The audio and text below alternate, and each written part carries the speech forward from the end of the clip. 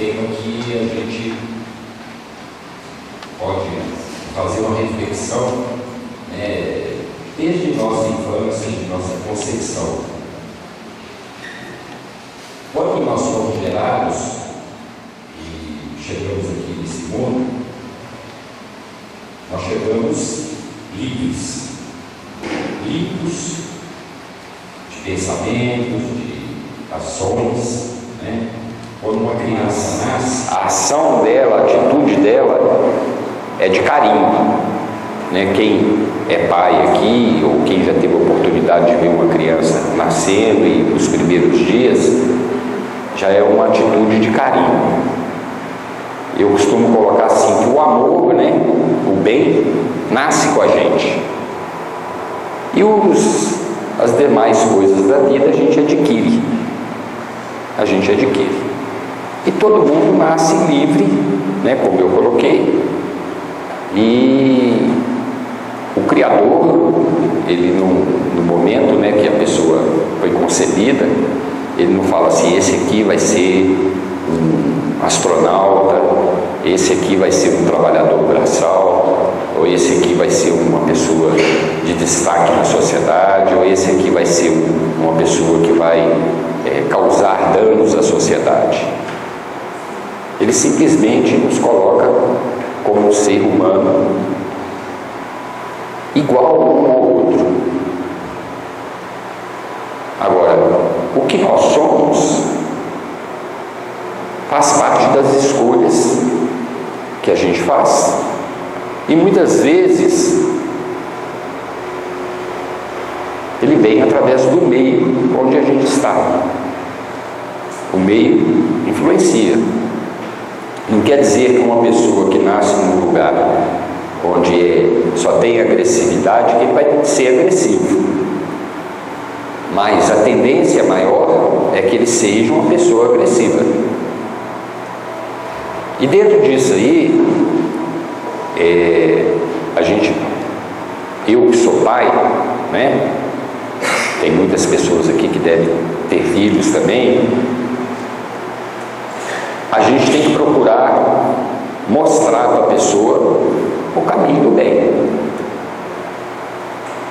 E o adolescente, a criança, principalmente a idade de até 7, 8 anos de idade, que está numa idade de formação, ele não vai muito ele não absorve muito aquilo que estão falando para ele.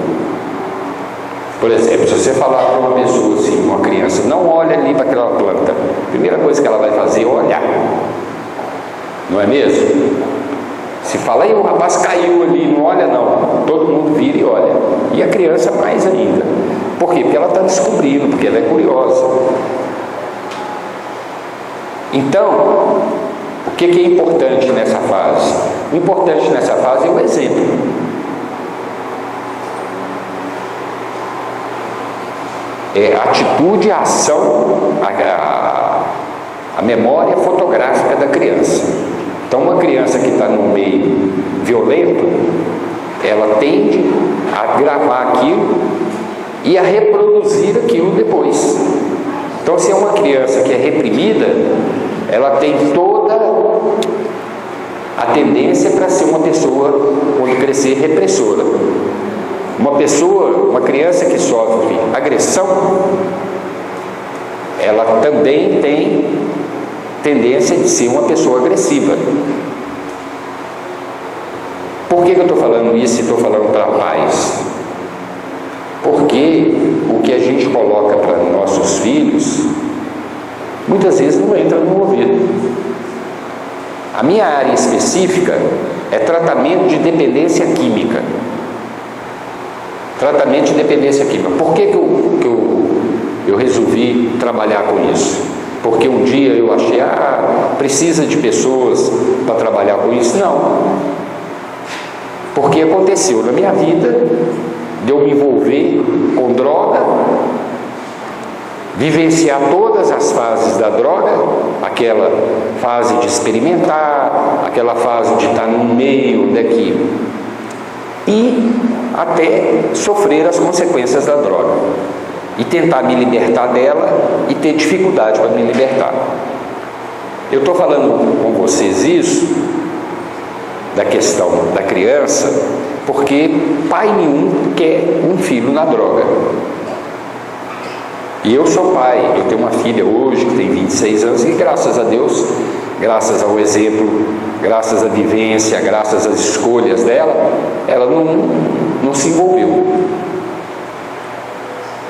Mas de nada adiantaria eu falar com a minha filha, não faça isso, se eu chegar lá, abrir uma latinha de cerveja e me entorpecesse.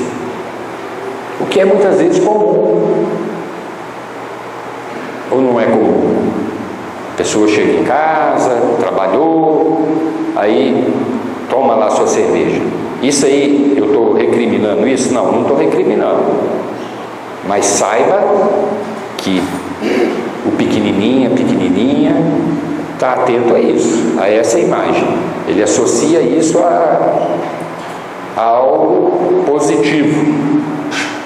A algo positivo. Quando a gente quer orientar, primeira coisa, o que é? Eu dar o exemplo. Eu não poderia chegar aqui para falar com vocês sobre um tema de droga, né? Se eu estivesse num bar até agora bebendo e vim aqui falar com vocês, falar, porque você não deve fumar maconha, porque maconha tem isso, porque maconha tem aquilo, você não deve cheirar cocaína, porque cocaína traz isso, traz aquilo. Que a droga traz consequência, todo mundo sabe. Até uma criança sabe disso. Só que a mensagem que é transmitida para essa criança, ela vem de uma forma errada. Vem de uma forma errada. Já na fase de adolescência, né, a pessoa tem que fazer algumas opções, escolhas de caminho, o que é normal. Hoje, o mundo nos oferece muitos caminhos. Entre esses muitos caminhos, tem muito caminho bom, muito caminho que vai, deixar você feliz, vai te realizar, vai trazer experiências positivas e satisfatórias, né? Ninguém tem que ser do jeito que o outro acha que ele tem que ser, não. Cada pessoa tem que ser do jeito que achar que deve ser. Uma pessoa, eu gosto de matemática, eu gosto de filosofia, não, eu gosto de mato, eu gosto de planta, eu gosto de cachoeira, eu gosto disso, daqui. Então, se dedique a isso, se dedique a isso. Mas seja uma pessoa que vai fazer o bem para os outros e o bem para você. E dentro da questão da droga, existe uma venda ilusória, de realização. E isso começa desde que é criança. Primeiro, com informação distorcida que a família fala. Vai virar bandido, vai virar isso, virar aquilo. O menino vai para a escola, vê o melhor amigo dele lá usando, fala, pô, o cara não é bandido, o cara está aqui, tá curtindo, tá isso, tá aquilo, será que... Aí já não passa aquela referência que tinha em casa, já não é mais a referência que ele está vendo na rua. Droga dá prazer. A droga, ela entra no organismo, ou pelo pulmão, ou o estômago, né? Entra na corrente sanguínea, vai no cérebro, estimula uma célula que dá a sensação de bem-estar. Qual que é o problema disso aí? O problema é que a gente sente bem-estar. Por exemplo, você joga bola? O que você gosta de fazer de esporte? Handball. Na hora que você está no handball lá, que você consegue marcar um ponto bacana pra caramba, você não vibra, você realizou algo, você estimulou essa célula e deu sensação de bem-estar. Né? Uma pessoa que gosta de correr de moto na pista, ou que gosta de atletismo, ou que gosta de estudar, ou que gosta de construir casa, ou que gosta de fazer desenho, ele sente prazer naquilo que ele realizou. E a droga, você não realizou nada, simplesmente você estimulou aquela célula e que te deu aquela sensação de bem-estar. Qual que é o problema maior disso aí? O problema maior é que essa célula fica lesionada, e nós, seres humanos, vivemos de compensação. Vou pegar o seu handball de novo. Na hora que você joga, quando você para, o que você quer? Relaxar, quer se hidratar, não é? Às vezes alimentar alguma coisa para repor, né? Então isso é uma compensação. E quando a gente tem, não vou colocar nem frustração, uma necessidade de sentir prazer, o nosso inconsciente, ele manda um estímulo para que você volte lá e busque o prazer naquilo que é fácil. O que é fácil para uma pessoa que é usuário de droga? Ir lá e usar mais droga. E o que ocorre é que as outras coisas ficam em segundo plano, vão ficando em segundo plano. Eu não posso falar que todo mundo que usou droga vai acontecer o que aconteceu comigo, mas eu cheguei a um ponto na vida que eu vivi em função de droga. Eu não estudava mais, eu não trabalhava mais, eu não convivia com a minha família, eu não ia em festa, eu não ia em cinema, eu não tinha paciência para entrar na fila de um banco para descontar um cheque, quer dizer, para pegar dinheiro. Eu não tinha mais paciência. Isso era eu, isso era aquele menino que meu pai, minha mãe, minhas irmãs, meus irmãos me criaram e me educaram. Não. As escolhas que eu fiz. O problema não era a droga, o problema eram as minhas escolhas, o caminho que eu peguei e a opção que eu fiz de vida. A droga foi consequência dessas minhas escolhas. Por quê? Porque lá em casa eram 10 filhos, todos vestiram. Quem é mais antigo aí lembra disso. Minha mãe comprava como é que chamava o negócio? Um rolo de fazenda, né? Fazenda era tecido.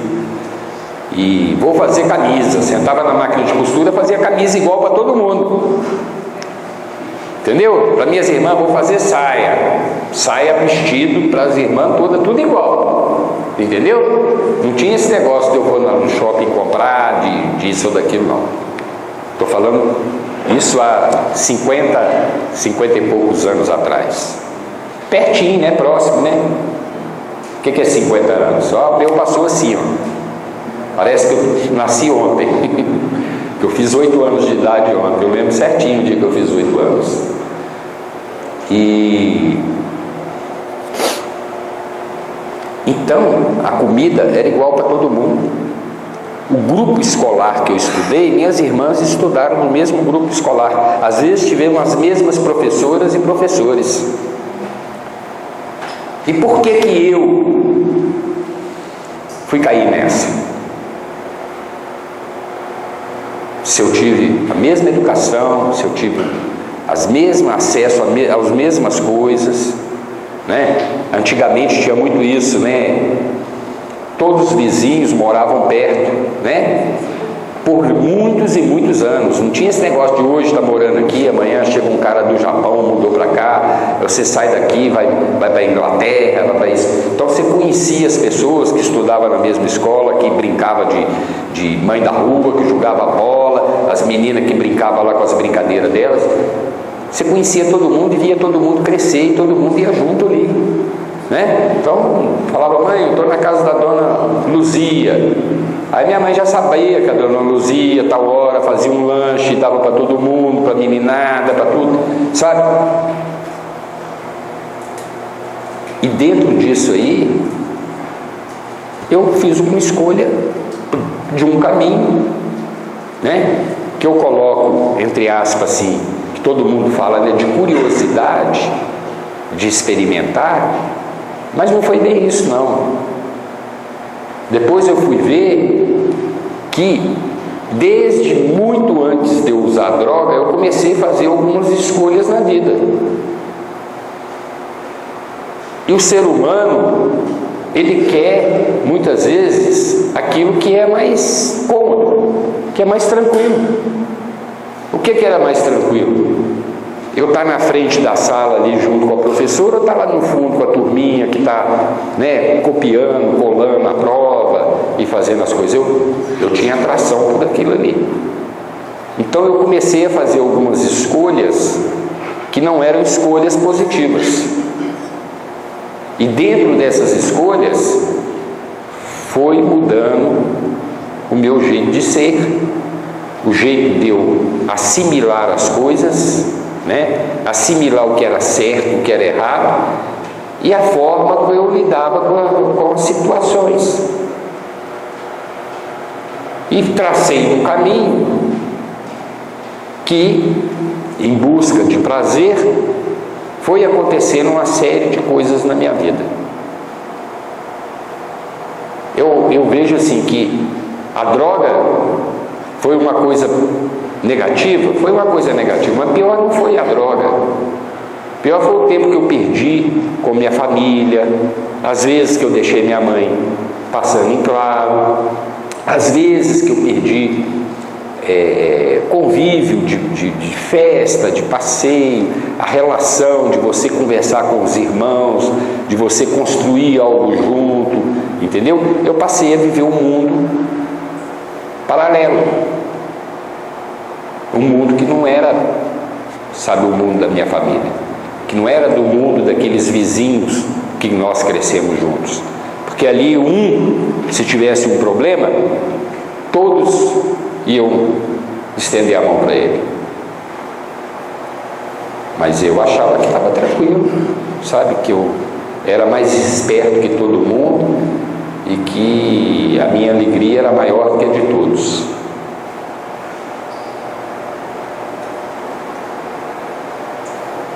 Hoje, já fazem 33 anos que eu passei por um processo de recuperação nessa instituição aí.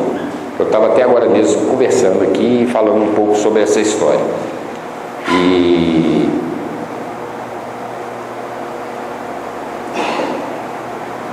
as pessoas todas que nos procuram, já tem 33 anos que eu passei por isso.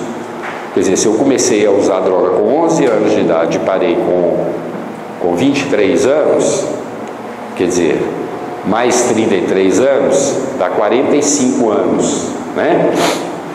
45 anos atrás, a história é a mesma história que a minha.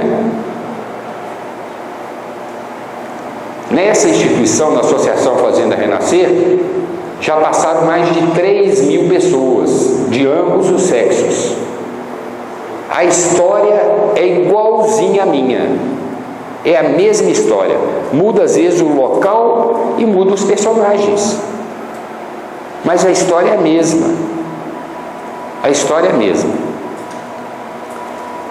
De curiosidade, que não é curiosidade, é uma formação, má interpretação da realidade, né?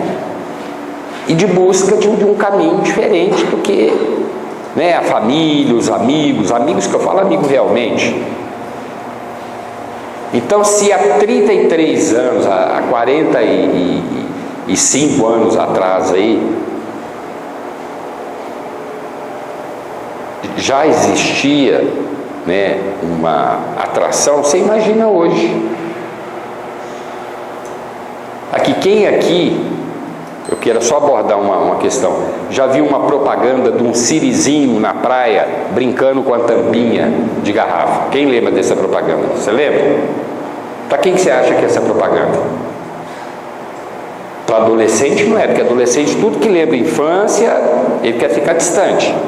Para mim não é, para um jovem também não é, para criancinha. para a criança associar aqui a bebida a algo legal, para formar novos consumidores. E a droga que mais mata é a droga lícita, é o álcool. É o álcool. Se você for ver o índice de homicídio, né? Lá em Diadema teve uma época que tinha lá um negócio que fechava os bares, eu acho que era 10 horas da noite, fechava tudo quanto é boteco. A taxa de homicídio foi lá para baixo. Por quê? Porque não só por causa do álcool, né? Mas também por causa do tráfico de drogas, por causa de uma série de outros conflitos. Mas você vê, o índice de agressão ocasionado pelo uso do álcool. A pessoa bebe, chega em casa, agride a família. O índice de acidente, na maioria dos acidentes, tem álcool. Questão de problema de saúde. Eu nesses 33 anos aí, eu já atendi muitas pessoas. E veio uma família uma vez, eram 3 irmãs. E o pai aposentou como diretor do Banco do Brasil. Isso numa cidade lá no Nordeste. E eles vieram pegar orientação, porque o pai, quando aposentou, ele bebia antes de aposentar. Era aquele assim que bebia de 6 da tarde até 10 da noite, depois ia dormir para trabalhar no outro dia. Chegava fim de semana, de sexta-feira até domingo, bebia direto. Depois que ele aposentou, álcool direto. O homem tomava 3 litros de rum Montila, carta branca, por dia. E a família comprava aquilo e levava para ele. E por ser no Nordeste, um pouco diferente daqui, ainda tem aquele negócio da vergonha, né, da sociedade. O que a sociedade vai falar de papai, né? Então eles escondiam aquilo de todo mundo. De todo mundo. O homem não podia sair de casa. Eles compravam tudo, faziam tudo, quando saía, punha no carro, levava para um lugar onde é que ninguém conhecia, num restaurante. Aí eu tentando mostrar para a família que tinha que, sabe, ter uma intervenção, que aquilo ali ia, né, levar ele à morte. E o que ele não estava vivendo, o homem não vivia. E a família não aceitava, mas vinha me pedir ajuda. Eu falei, a ajuda que eu vou dar para você é a seguinte: o dia que ele passar mal, que ele for para o hospital, primeira coisa que você faz, você vai no médico e fala com o médico: meu pai é alcoólatra, toma há tantos anos, 3 litros de rum. Bom, aconteceu desse homem passar mal e ir para o hospital. A família não falou. O que aconteceu? Ele teve um infarto por síndrome de abstinência do álcool. Morreu por causa do álcool. E um homem tinha 60 e poucos anos. 60 e poucos anos. Quer dizer, hoje aí uma pessoa viver 80, 90 anos é normal. E vive bem, muito bem. Tem pessoas aí de 80 anos, de 90 anos, que tem uma vida maravilhosa, que viaja, que passeia, que convive com a família, que passa os ensinamentos dela, né? Quer dizer, uma vida jogada fora. Que é importante a gente entender que a dependência química, seja ela de drogas lícitas ou drogas ilícitas, é uma doença progressiva. Por que progressiva? Você acha que esse homem começou a beber 3 litros de rum por dia? Não. Ele começou ali na festinha, num negocinho, não é? A mesma coisa eu com a droga. Eu não comecei vivendo em função da droga. Eu comecei experimentando, achando legal, dando risada, sentindo prazer.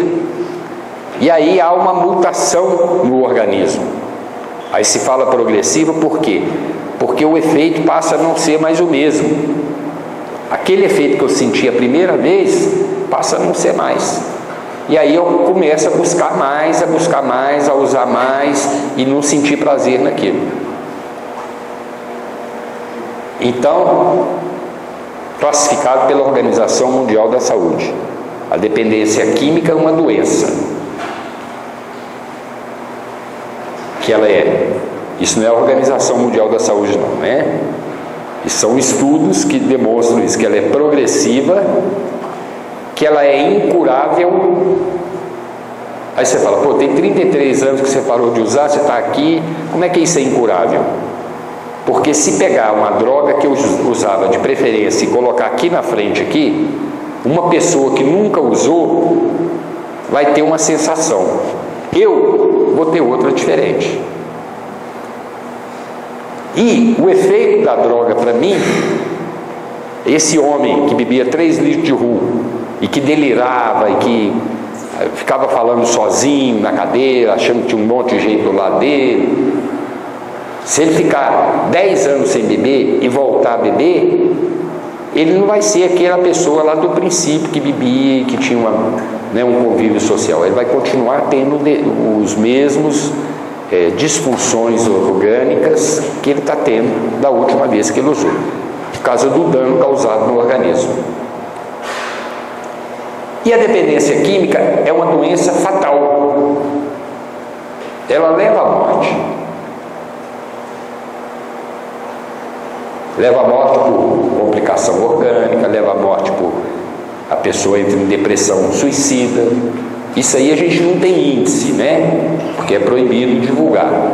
Mas o índice de pessoas que tiram a própria vida, e aí todo mundo fala, pô, estava depressivo, estava isso, estava aquilo, ninguém sabe o que estava acontecendo. Na grande maioria das vezes, existe droga no meio, seja ela droga lícita ou ilícita.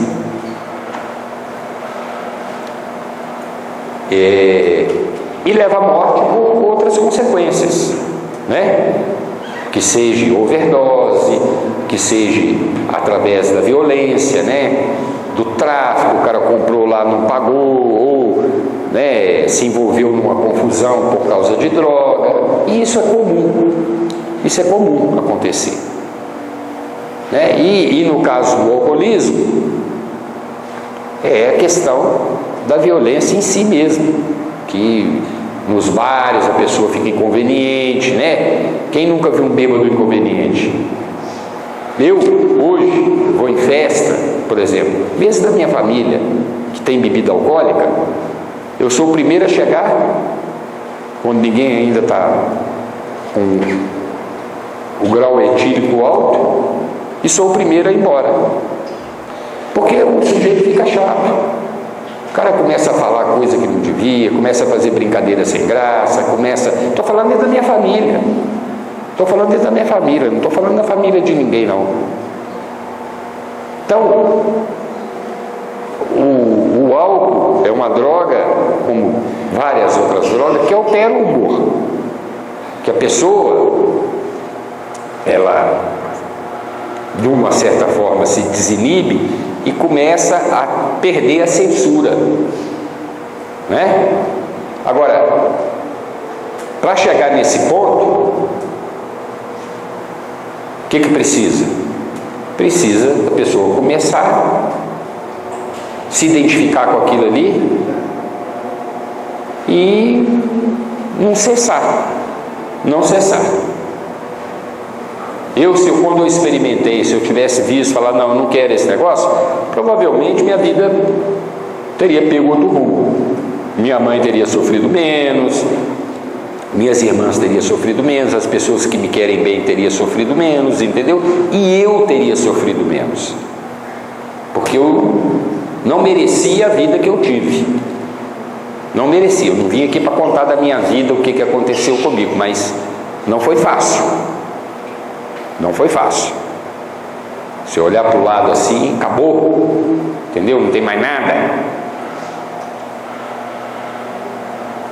Então é bom a gente refletir, sabe, sobre lá atrás a escolha que a gente está fazendo. E a escolha que a gente faz, vocês que são pais e que têm filhos, eu vejo que tem pessoas até que já têm idade para ser avô. Eu até poderia ser avô hoje, não sou, porque minha filha ainda não teve filho, mas ela tem 26 anos, ela poderia ter, né? Ela nasceu, a mãe dela tinha 20, então já poderia ter neto também. a mensagem que a gente está passando para essas pessoas. Porque se a gente deixar para o mundo educar, para o mundo mostrar, vai mostrar a tampinha, o sirizinho para a tampinha. Vai mostrar que é legal, que pode, que existe até movimentos que acham que tem que liberar tudo, que tem que ter tudo. Eu não estou aqui para falar que está certo ou que está errado, ou para discriminar ninguém. Mas eu vejo que o que é importante é que a gente possa realmente orientar a pessoa no momento que ela não tem conhecimento. Um caminho que uma pessoa vai seguir, ele tem que saber onde é que vai dar aquilo ali, né?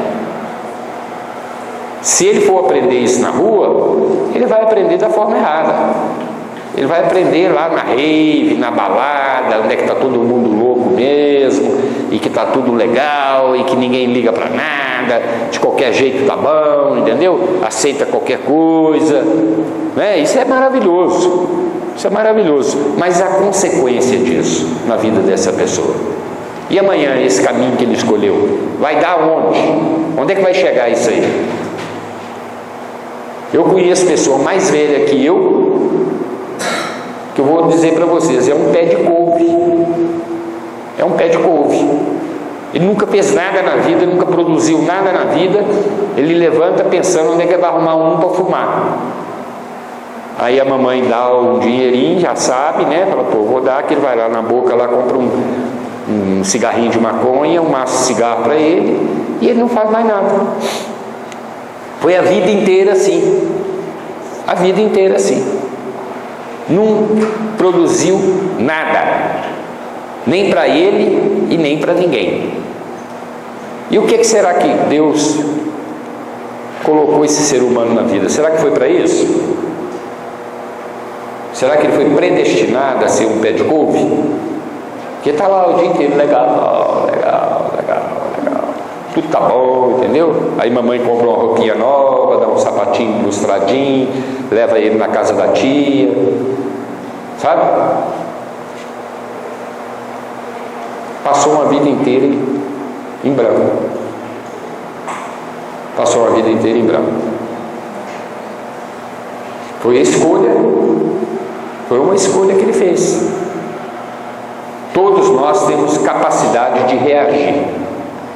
Por mais difícil que seja a situação, por mais complicada que esteja a situação, nós temos como fazer uma outra escolha, buscar um caminho diferente.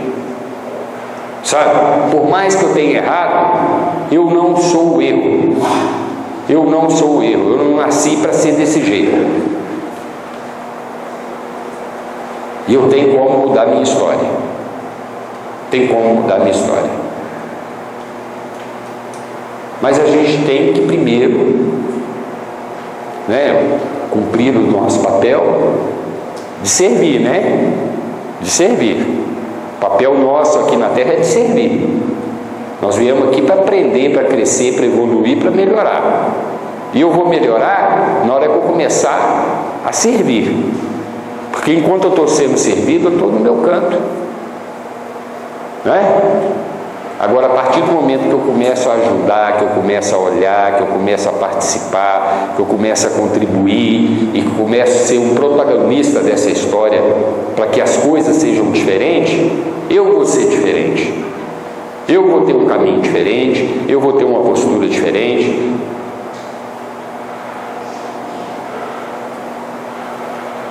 Agora, para mim, falar com essa criança para ele não adianta. Eu falar, crack mata, o traficante te dá a primeira vez da bala e aí depois você fica viciado, né? Aí vou lá e tomo 3 copos de cerveja, 5 garrafas, um engradado, meio litro de pinga e falo, não usa droga. Pô, mas eu estou me drogando, gente. O que essa criança vai entender disso? Vai entender, esse babaca aí fala, mas não faz, né? Faço o que eu digo, mas não faço o que eu faço. Não tem um ditado assim? O que é a primeira coisa que ele vai querer?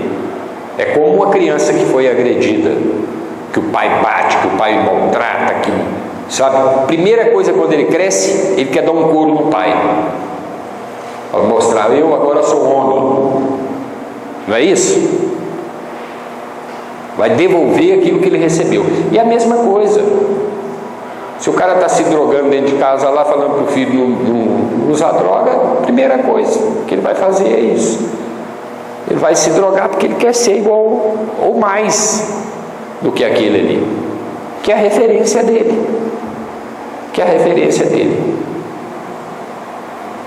Agora, nessa história não tem coitado, tem sim pessoa que fez escolha de caminho, que seguiu o caminho. Minha mãe não queria, não me empurrou para isso, meu pai não me empurrou para isso.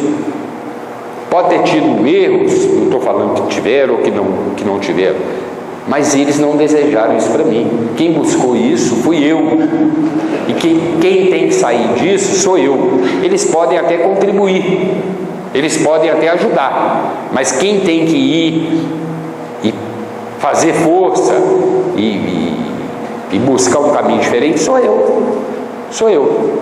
Ou se eu estou gostando daquela vida também, que eu fique e não incomode os outros, não é? E não incomode minha família. Se eu tiver condição, eu mudo lá para o São Tomé das Letras, né? Que eles falam, né? E vou ficar lá viajando. Vou lá tomar um LSD, ficar lá, só, né? Não vou incomodar os outros. Mas geralmente o dependente químico incomoda, seja qual droga que ele usar, seja álcool, seja drogas ilícitas, né? Incomoda. E tem gente que coloca assim que vocês falam de maconha, disso e daquilo. Eu uma vez, 1985, morava no Rio de Janeiro, tinha um trabalho como esse da Fazenda Renascer lá. Nós começamos a fazer um movimento na sociedade, tinha muita gente envolvida, e lá estava um problema muito sério de cocaína, e as pessoas dentro desse movimento começou a ter uma repercussão. Aí foi um canal de televisão fazer uma entrevista comigo, e eu falei das drogas, falei de algumas coisas e falei da maconha. E o repórter, quando terminou, era um casarão grandão que a gente tinha recebido lá em Laranjeiras. Quando terminou, eu chamei o repórter para tomar um café comigo, e nós fomos para a cozinha para tomar um café. Ele falou: bacana o trabalho de vocês, tal, mas tem coisa aí que eu discordo do que você falou. Eu falei: mas o quê? Ele falou: não, você falou o negócio da maconha e tal, vou te confidenciar aqui, eu fumo maconha, sou casado, tenho meu apartamento, tenho meu carro, tenho filho, e vou na praia, sento lá, fumo minha maconhinha lá, tá, beleza. Aí eu coloquei para ele: qual emissora que você trabalha? Não, Bandeirantes, você não está vendo? Pois é, você podia ser um redator-chefe da Globo hoje, ou de uma outra emissora, porque na época a Bandeirantes era uma emissora que, assim, uma programação muito ruim. Quem lembra da Bandeirantes aí há 30 anos atrás, era só filme pornô que passava, só passava bobagem, não tinha nenhum programa educativo, não tinha nada. Tanto que foi me entrevistar, né? Na época, cuidava do lixo, que eles falavam, né? Que era o lixo da sociedade, eram os drogados. Eu falei: vai ser o lixo da sociedade.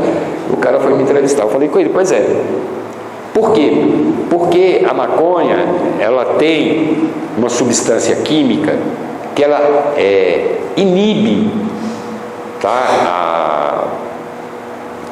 A pessoa, ela tira a motivação da pessoa. Então, se a pessoa tem uma vida, ela fica acomodada naquela vida. Então, eu tenho que estudar para fazer uma prova. Ele vai estudar para aquela prova.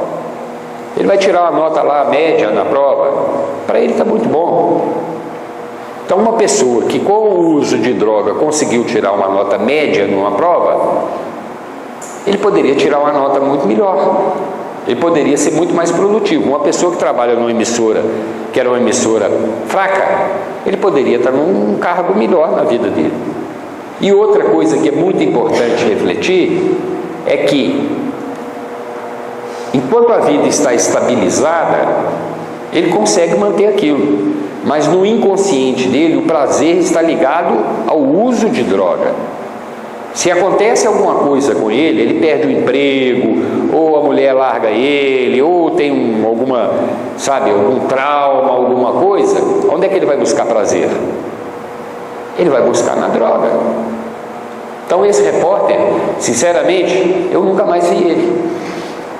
Eu nunca mais vi, porque você assiste televisão, você vê o repórter, né? Eu lembro da Glória Maria aqui na Globo Minas, né? Fazendo reportagem de rua, né? Depois eu vi a ascendência dela dentro da carreira dela. Eu vi vários repórteres assim. Esse eu não vi mais. Será por quê? Será que a droga ajudou ele a mudar de ideia e fazer outra coisa na vida? Ou o impediu de crescer na profissão dele, de progredir? Então,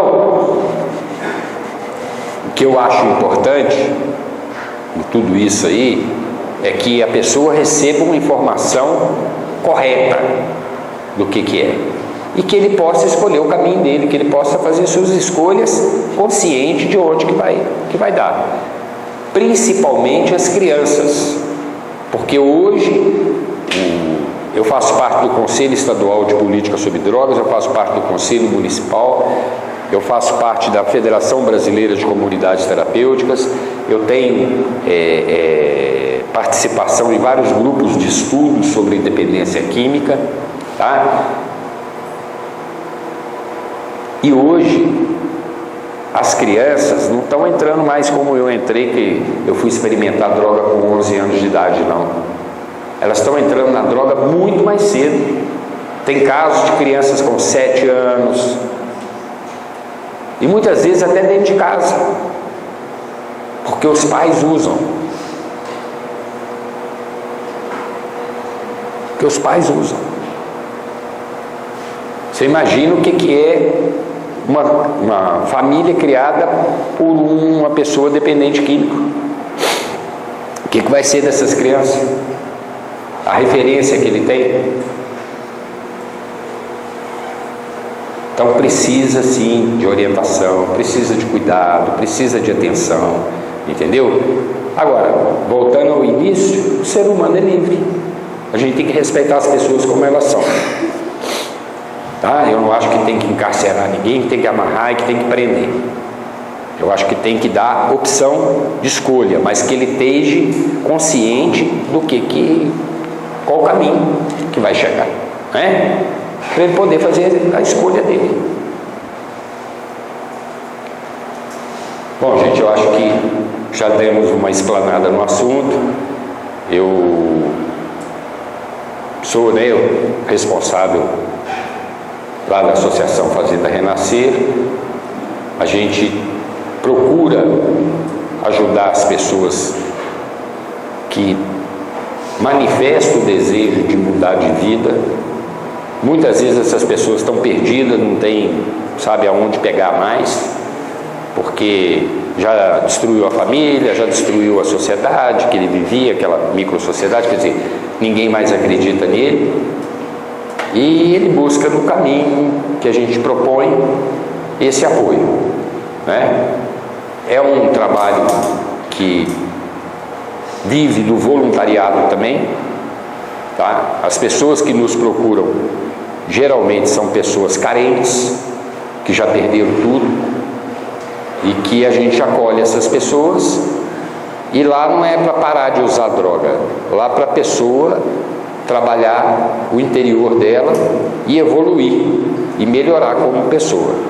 A abstinência da droga é só um dos objetivos para alcançar que a pessoa possa evoluir, possa crescer e possa ter domínio sobre ela mesma. Tem um ditado assim, que quem domina a si, domina o resto, né? Se eu der conta de mim, o resto que vier eu vou resolver, por mais duro que seja.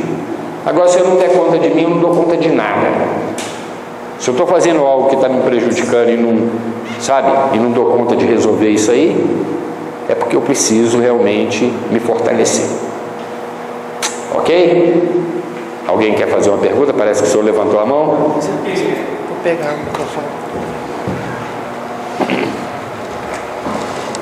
Pode abrir para mais alguém? Pode. Então, o que desejar é fazer mais perguntas, só levantar o braço e escreve o microfone, tá? É assim, eu vou passar o microfone. Boa noite. Boa noite. Eu queria te fazer uma pergunta seguinte. Hoje existe uma ideia, principalmente entre os jovens, também entre os adultos, de que a maconha é uma droga. A maconha é como se fosse um cigarro, uma coisa, apesar que o cigarro também é uma droga, né? Existe uma certa normalidade na visão de algumas pessoas com relação à maconha. O que você tem a dizer sobre isso? Não, a maconha ela tem mais de 900 alcaloides, que são substâncias químicas que agem no organismo, tá? A diferença do cigarro para a maconha é que o cigarro não altera o humor, né? O cara não fuma um cigarro e fica viajando. E a maconha, sim, altera o humor e altera várias outras coisas no organismo. Eu conheço pessoa que fumou maconha uma vez e desenvolveu esquizofrenia. Tá? Ele já tinha predisposição, esquizofrenia não vem do nada, mas a maconha fez desenvolver a esquizofrenia. Agora, uma pessoa para falar isso, por exemplo, uma pessoa que é viciado em cigarro e que fuma, ele fuma uma média de um maço de cigarro por dia. Eu queria ver uma pessoa que fuma a mesma quantidade de maconha que um cara que fuma um maço de cigarro por dia, quanto tempo que ele vai aguentar, ou se ele vai fazer alguma coisa na vida, certo? Não é maconha mesmo, não é esses bosta de burro que eles empurram aí para os outros, não, né? Então a maconha ela tem sim substância química que age no organismo e que traz consequência. Agora, existe um outro lado da maconha que estão pesquisando, existe como medicamento. Por exemplo, a cocaína ela foi descoberta como um anestésico, como a morfina também foi descoberta como um anestésico. Nós, seres humanos, é que deturpamos isso aí, que fizemos, né? Potencializamos o efeito e fizemos as misturas que tinha que fazer, geralmente as pessoas para ganhar dinheiro, tá? Para ganhar dinheiro. O crack não foi inventado à toa. O crack foi inventado porque ele causa dependência muito mais rápido e que a pessoa perde o controle muito mais rápido. Um usuário de cocaína para um traficante é um freguês para 10, 15 anos. Para um traficante, um usuário de crack, tem pessoas que não aguentam 6 meses. Tem pessoas que não aguentam 6 meses. Lá no Rio de Janeiro, ficou muito tempo, os traficantes não deixavam entrar crack por causa disso, porque estavam perdendo.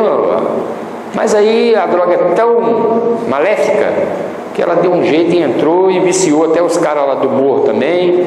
Hoje tem para todo lado, né? Então toda droga é prejudicial. Toda droga é prejudicial. Principalmente a maconha com essa ilusão. E outra coisa da maconha, você não vai comprar maconha lá na padaria, né? Você não vai chegar para o professor e falar: professor, você trouxe uma maconha hoje para distribuir aqui na sala? Fala um professor sério. Não vai fazer isso. Você vai no submundo buscar isso aí. E nesse submundo tem outras coisas. E se você já está se envolvendo com isso, é porque a trajetória da sua vida está errada, cara. Você já pegou um caminho errado. Você já fez escolhas erradas até chegar nisso aí. Por isso que é importante as escolhas anteriores. Um adolescente, o que é o papel de um adolescente? É se divertir, é namorar, é fazer esporte e estudar, cuidar da sua formação para o futuro. Agora, o adolescente envolver com droga, ele vai comprometer o futuro dele. Principalmente a maconha, porque ele acha que está tudo bem, que está tudo tranquilo, que é tudo legal, e que eu paro a hora que eu quiser, que eu não sou viciado, entendeu? A conversa é essa. Mas no fundo, a verdade é outra. Boa noite, meu nome é Marco. Primeiramente, eu tive uma pergunta, só que agora eu surgi uma outra dúvida com relação ao uso da maconha do mundo. Nos Estados Unidos, se não me engano, na década de 20 ou 30, foi estabelecida a lei seca, onde foi proibido o consumo de álcool, e aí surgiu o cartel do álcool, aquela coisa toda. E como o senhor vê hoje, né, o álcool que é totalmente liberado, e a gente compra em padarias e botecos e qualquer outro lugar, mas a droga não. E parece, percebe-se que a droga ela não é legalizada por conta de um poderio econômico financeiro. O que o senhor quer dizer sobre isso? Não, existe esse aspecto que você está abordando, o poder econômico financeiro. Agora, o mal que o álcool produz é muito menor do que os impostos que arrecadam. O dano que ele causa à sociedade é muito maior do que o que se arrecada, tá? É muito maior. Hoje nós temos já uma comissão trabalhando para alterar o tipo de propaganda feita de álcool. Não coibir, não reprimir, nada disso. Mas, por exemplo, nós fomos fazer um estudo. Na França existe uma propaganda de vinho. Sabe como que é feita uma propaganda de vinho na França? O vinho é feito da uva tal, tem tanto de sacarose, é não sei o que, fala sobre o produto do vinho, de qual região que ele é, onde é que ele foi produzido, o Brits lá dele, fala essas coisas. E aqui no Brasil, a propaganda da cerveja está ligada ao esporte, é a mulher bonita, é o cara sarado, é isso e aquilo. Quer dizer, vende uma ilusão e não vende-se um produto. Então isso aí tem que alterar. Isso aí já é uma coisa que é importante para você não formar novos consumidores. Não formar novos consumidores. A questão da legalização da droga é um estudo que tem que ser feito para combater a criminalidade, mas países que fizeram isso já estão repensando sobre a questão da legalização. Em Amsterdã, na Holanda, tem os pontos de uso de droga, virou turismo. O pessoal que usa droga vai para lá, e lá é heroína, para poder usar droga. Uma pessoa, amigo meu, é holandês, ele falou: olha, tem região lá que para você sair de manhã, você tem que calçar sapato grosso, por causa de seringa, para você não se contaminar, não pisar em seringa e furar seu pé e se contaminar. Então há controvérsias nessa questão da legalização. É lógico que vai, no pensamento nosso, vai combater o crime organizado, vai tirar o poder da mão do traficante, mas quem que vai olhar isso? Aqui hoje, no nosso país, nós temos um SUS, que se uma pessoa hoje passar mal aqui, tiver alguma coisa e eu precisar de levar ele para um sistema desse, só se ele der muita sorte de chegar lá, achar um enfermeiro que é uma pessoa do bem e um médico que é do bem também, que vai cuidar dele, porque muitas vezes as pessoas estão sobrecarregadas e não tem, falta gases, sabe? Então vocês não conseguem controlar a questão da saúde, não conseguem controlar do álcool. Nesse carnaval aí, o número de adolescentes que foram atendidos no João 23 e nos 2 postos de saúde foi altíssimo, com intoxicação alcoólica. 4 por hora. Pois é, adolescente, está escrito lá, proibida a venda, tinha um monte de polícia, todo mundo que foi em bloco aqui viu polícia, não viu polícia? Eu vi, eu não fui não, mas lá de casa eu fiquei olhando, tinha um bloco da rua lá, tinha polícia, tudo organizadinho, tudo bonitinho, e vendendo isso para adolescente. Mas quando o senhor afirma que o potencial danoso do álcool é menor do que qualquer outra droga, eu discordo, porque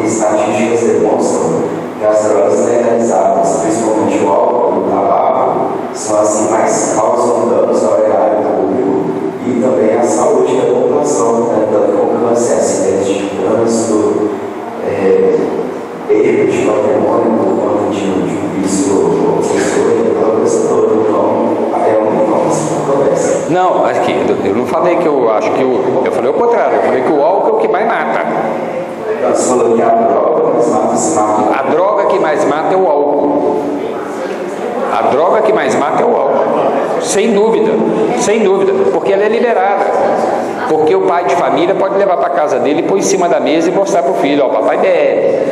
Sabe, você vai numa festa, se você for na minha casa lá, por exemplo, né? Numa festa, se eu não servir uma bebida, é uma desfeita. No casamento é 2 tacinhas de álcool. Entendeu? É cultural. Eu entendi você dizendo que o mal que o álcool traz, ele é muito maior do que os impostos que ele arrecada. Com certeza, com certeza. O dano que ele causa à sociedade é muito maior do que os impostos que arrecada. Então pensar em liberação de droga única e exclusivamente para tirar isso da mão do tráfico é uma coisa, sabe, que vai causar um dano muito maior, porque vai ter mais gente consumindo. Vai ter mais gente consumindo. Entendeu? Se você vê aqui no Uruguai que liberou a maconha lá, a pessoa se cadastra, vai lá e compra, o número de usuários assim explodiu. Isso eles não falam. Eles só mostram o lado bonito, né? Do meio-fio pintadinho, da pracinha, né? Com os brinquedinhos, isso aí que eles mostram. E a segunda pergunta que eu tenho é: como você, né, na instituição que o senhor dirige, trata dessas pessoas que estão em recuperação? Que tipo de procedimento, que tipo de tratamento? Qual é o carro-chefe para poder receber essas pessoas? Como é esse trabalho? Principal instrumento terapêutico é a convivência entre os pares. O que é a convivência entre os pares? Uma pessoa que conseguiu parar, falar com ele, cara, você dá conta. Aí tem um programa terapêutico que aborda 12 sugestões para ele mudar de vida. São terapias de grupo que são feitas. Tá? Lá tem acomodação adequada, lá tem quadra poliesportiva, lá tem academia, lá tem uma série de coisas para que ele se sinta num lugar aconchegante. Mas o principal instrumento é esse, é uma pessoa que parou e que mostra para ele. E dentro dessas 10 sugestões, a primeira sugestão é ele admitir que ele não tem como controlar a vida dele com o uso. Ele achar que ele vai usar e que vai continuar tendo uma vida normal, não vai dar certo. Por quê? Porque para chegar lá, já é caso crônico, de dependência crônica. Não é um experimentar, não é um usuário de vez em quando, entendeu? Ele já está numa fase crônica, já tentou outras formas de parar e não conseguiu. Então ele busca ajuda e só vai para lá se quiser, e só fica lá se quiser também. Aliado a isso, tem todos os procedimentos da saúde. Ele passa por médico, ele tem psicólogo, se precisar de psiquiatra, ele tem psiquiatra, ele tem o assistente social e tem os terapeutas que fazem as terapias. Tá? Lá não tem uma fórmula mágica de falar assim, a pessoa vai entrar aqui, nós vamos fazer uma fórmula aqui para ele poder melhorar.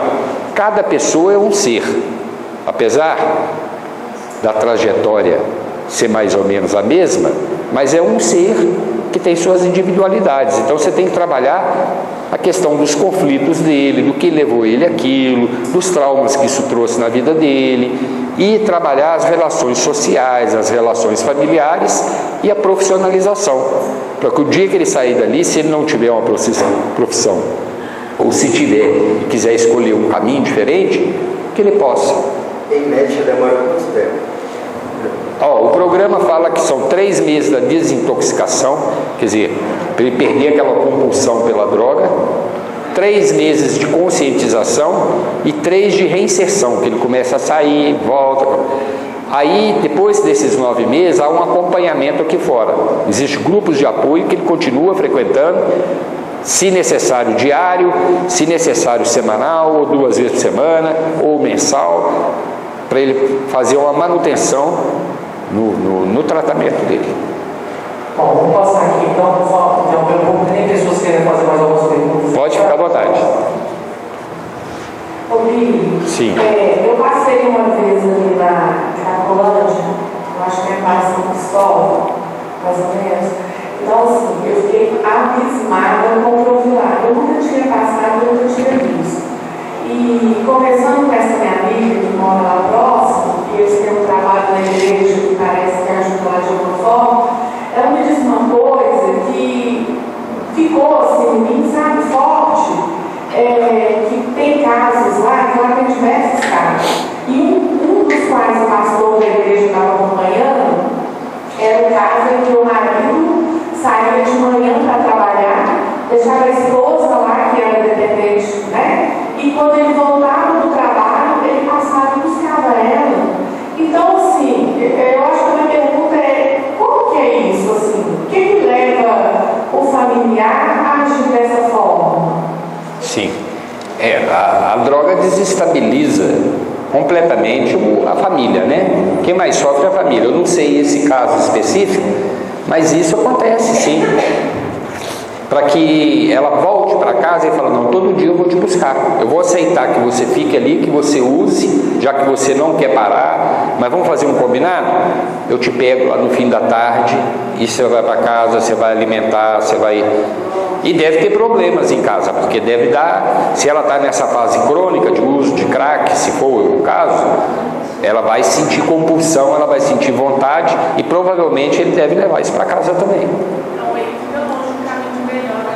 Pois é, por isso que tem que trabalhar a família, porque a família adoece também. Uma pessoa que tem um dependente químico num estado já avançado de uso, como é o caso desse senhor que eu falei, que era diretor do Banco do Brasil, eu tentei trabalhar a família não aceitava, o orgulho era maior, entendeu?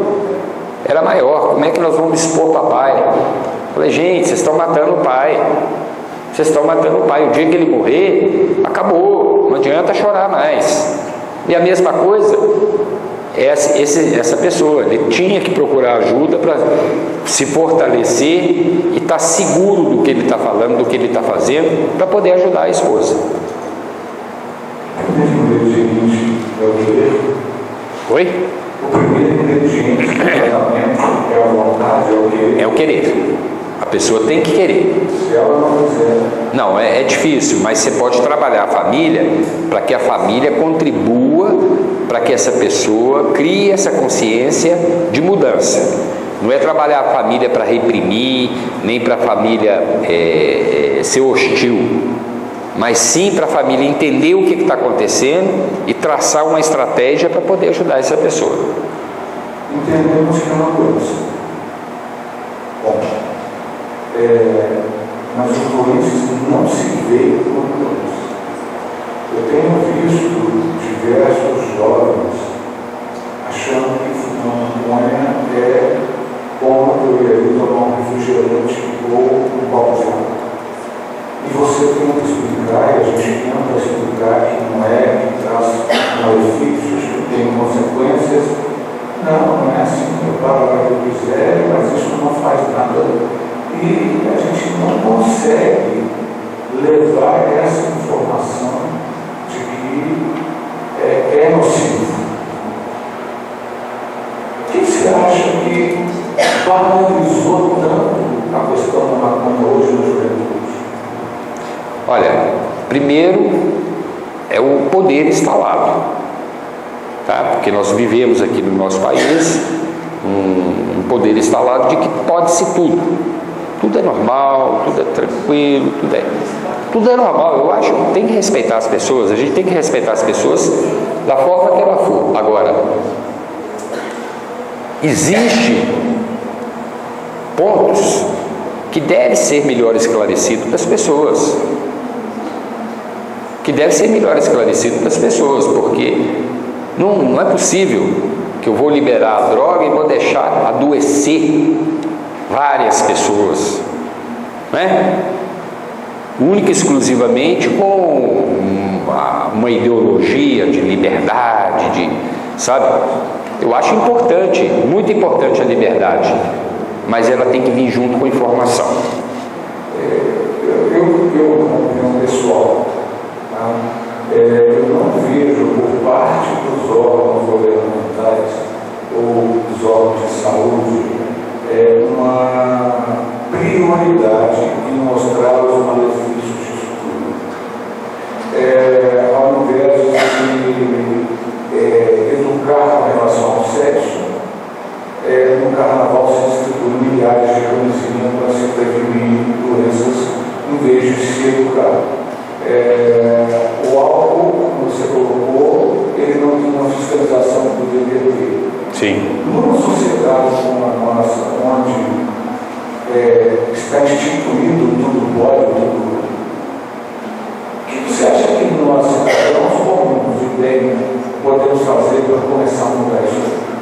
Primeiro educando nossos filhos.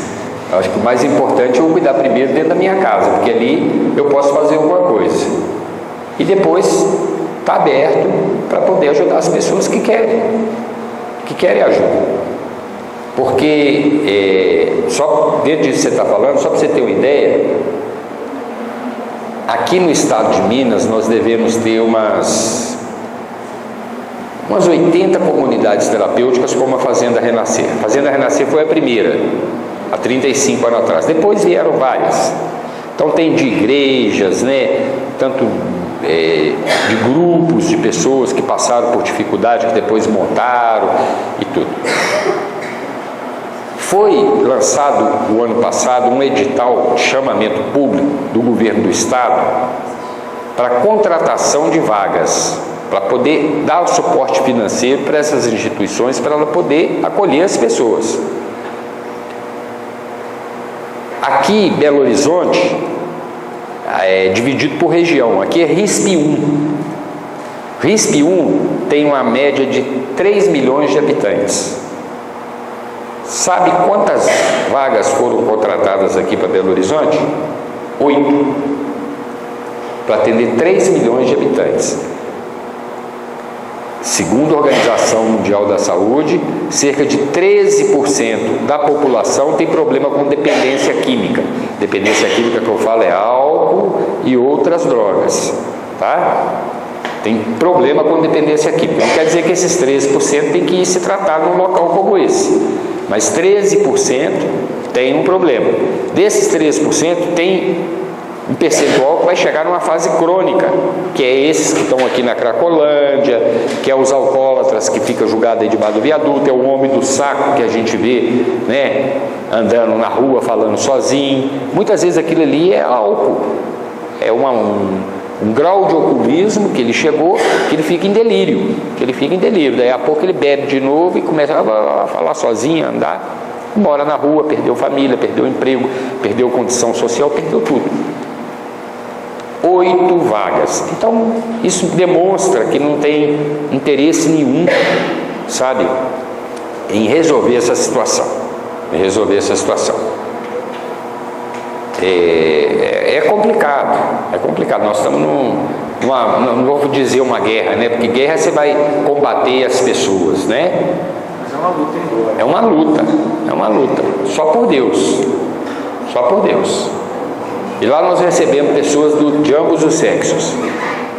Então você vê muitas vezes moças, sabe, a menina, bonita, a menina que estava saudável, chegando assim com 30 quilos, que a mãe foi dentro da favela, conseguiu tirar de dentro da favela, fizeram tudo que queria com ela lá dentro dela, que não tinha mais nada, jogaram para fora e deixaram a mãe levar.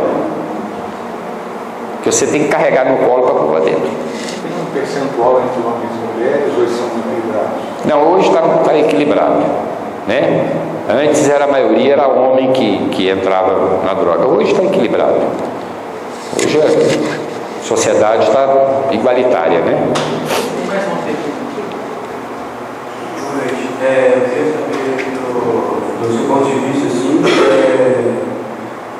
algum político que o governo poderia ter para acabar com o tráfico de drogas com relação à violência que se fizeram para o resto da sociedade, além dos usuários, traficantes e envolvidos com o crime. Eu só não entendi para o princípio. Algum medida que o governo possa tomar para acabar com o tráfico de drogas com relação à violência que gera para o resto da sociedade, não só para os usuários. Tá. A melhor medida para reduzir o tráfico de drogas é a prevenção. Tá? Aqui no Japão, qual é o professor que é mais valorizado e que é mais capacitado? Você sabe? Quem sabe aqui? Educação infantil é o que forma o cidadão. Aquele ali é o top de linha, é o que é mais valorizado. Quando você forma um cidadão, quando você molda uma pessoa no princípio, que você coloca princípios éticos e morais que eu digo assim, né, de recriminar nada, não é moralismo não, mas ele sabe saber que ele é importante, que sabe ele vai contribuir, que os outros vêm, aquilo já está moldado, só continua encaminhando. E aqui no Brasil, qual o professor mais mal remunerado, que está mais sofrendo? É o que cuida da criancinha. Então há uma inversão, né?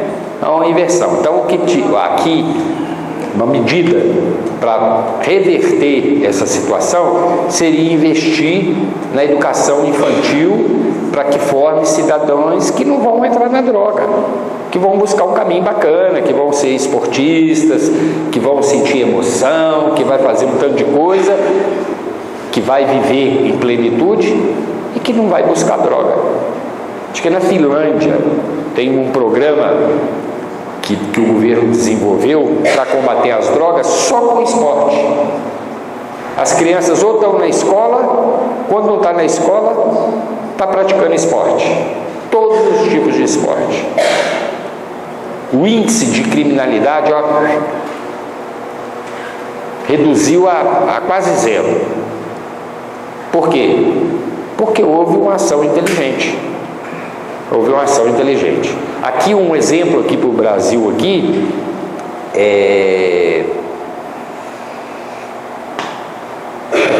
chama a cidade agora, já subiu até o nome da cidade aqui na cabeça, que é o Vale da Informática.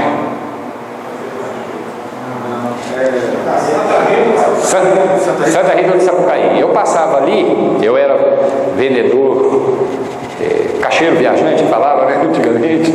Eu vendia confecção, né, representante comercial, e eu passava ali e via só umas parabólicazinhas, nada, algumas casinhas lá assim. Eu não gostava nem de parar, porque não vendia. Vivia só do leite, dos produtos de fazenda, tinha um cafezinho lá, um negócio assim. E aí, um grupo de pessoas que nasceram lá e que foram estudar fora, eles progrediram na vida e conheceram uma senhora, que era uma alemã, que tinha uma experiência de cooperativa na Alemanha, e trouxeram ela, levaram ela para lá, e eles combinaram de montar um grupo e tomar a cidade, tomar o domínio da cidade. E eles fizeram isso. Candidataram a prefeito, a vereadora, a todos os cargos da cidade e conseguiram. E pegaram 50% do orçamento da cidade e investiram em educação. Com a experiência dessa senhora de cooperativa de informática, de eletrônica, tecnologia e eletrônica. Hoje, portão eletrônico, todos foram projetados lá. Controle remoto. Antigamente, eu ia encher o pneu do meu carro, tinha uma alavanca assim, um ponteiro. Hoje, como é que é? Pip, pip. Nasceu lá. As maiores fábricas de microchip lá é assim, um faz uma pecinha, o outro faz outra, o outro faz outra, o outro faz outra. É uma cooperativa. Você passa hoje, eu não sei quantos mil, hoje tem a Universidade Federal lá. Por quê? Porque um grupo de pessoas resolveram investir na educação. Tem droga? Tem droga, porque eles não olharam para esse lado da droga. Eles olharam para poder trazer o progresso para a cidade, para melhorar, né? Mas o investimento em educação dá resultado. E esse resultado deles não levou 20 anos, não. Não levou 20 anos. O que é 20 anos?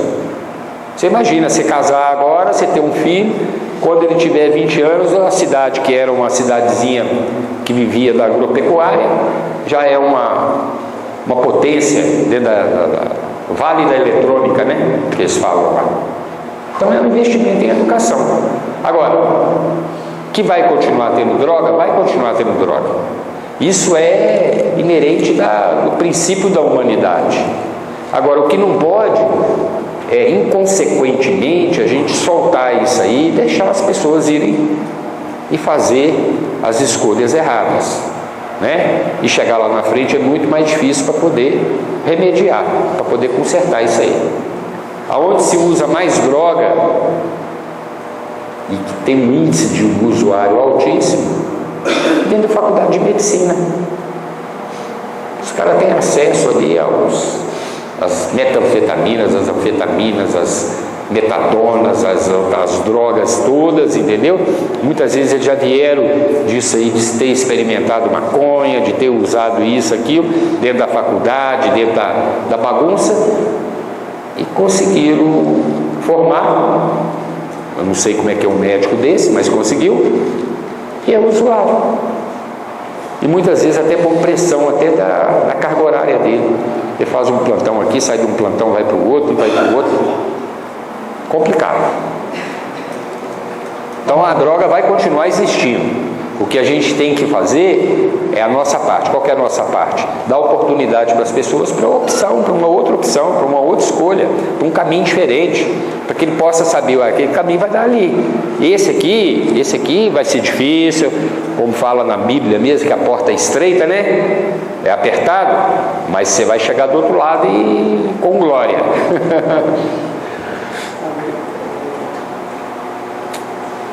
Bom, eu creio que todos nós aqui hoje, né, tivemos a oportunidade de estar escutando uma carta viva, uma experiência viva, e eu ia te pedir só uma coisinha, bastante jovens aqui na frente ouvindo, que você poderia falar para eles agora uma frase, para a gente deixar eles saírem com o coração um pouco mais palpitante em relação a esse tema, até mesmo que eles possam levar para falar dos seus colegas. Pois é, o que eu gostaria de que as pessoas entendessem que na vida, né, o prazer é importante, né? Então tem muita coisa que dá prazer. Agora, não se escravize, que droga não é liberdade, droga é escravidão. A gente, dentro da literatura nossa, a gente fala que a pessoa que é usuário de droga é um adicto. Sou um adicto em recuperação. O que significa a palavra adicto em latim? Escravo. É um escravo. Uma pessoa que... Não entendi a palavra. Adicto. Sou um adicto em recuperação. Adicto é escravo. E uma pessoa que faz algo que traz uma consequência negativa e fala assim, puxa vida, não foi legal. Olha, peguei um dinheiro que era para mim, né, ir para um cinema, ou sair com minha família, ou para comprar alguma coisa dentro de casa e gastei com droga, e vai lá e faz de novo, é porque perdeu o controle.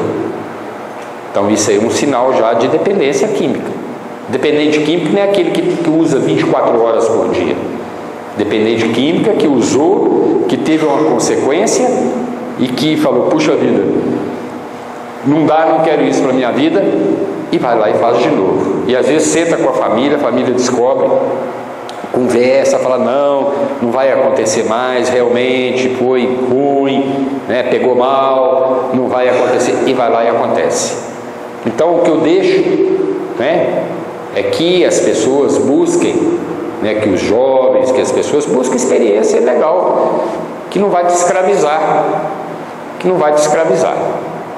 né? Nós nascemos para ser livre, mas para que a gente possa ser livre, a gente tem que saber escolher, né? E minha escolha de hoje vai ser o meu futuro de amanhã.